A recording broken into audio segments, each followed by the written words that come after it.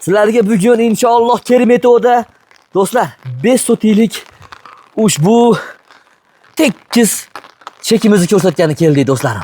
Bugun 5-mart 2026-yil. Bu joyimiz Qirg'iziston O'shari ulisi Kermeto 8-ko'cha 13-uyimiz bo'lyapti. Ya'ni bu yerlarimiz 225-kvartal deyiladi. Do'stlar, biz ro'paramizda nariyog'imiz Ravotdan chiqqanda chap qo'limizda qabristonlar bor. O'zingizlar bilasizlar, ya'ni ikkinchi arka bo'lyapti. Mana qasi 225-kvartalda o'zidan kelsanglar ham bo'laveradi. Fundamentlarini quyib qo'yishibdi mana. Bir 3-4 ta xonaga moslashtirishi, fundamentlari ham bu mashina ekan, qaranglar.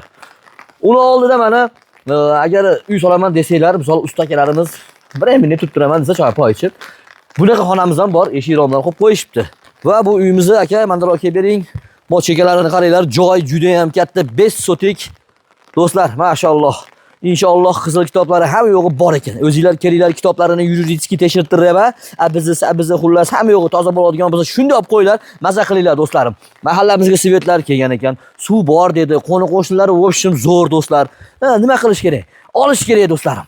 Endi bu joyimizda puli keladigan bo'lsak, do'stlar, 60 ming dollar xudo xolisa kami bor.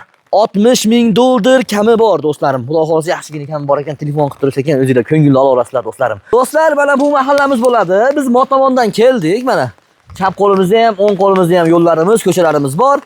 Va bizni past mahallamizda ham o'sha ko'chalarimiz, qaranglar mana. Katta, keng mahalla ekan do'stlar. Uyimizni ko'ryapsizlar, atroflari o'ralgan, uchotchilarimiz o'sha tushgan ekan.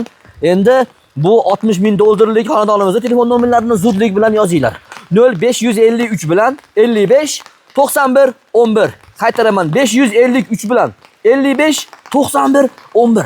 Do'stlar, videoni podpisa qilib, shu tomonlardan cheklar izlab yurgan do'stlarga jo'natib qo'yasizlar. Doim salomat bo'linglar. Hammangizga Ramazon oylari yana bir bor muborak bo'lsin.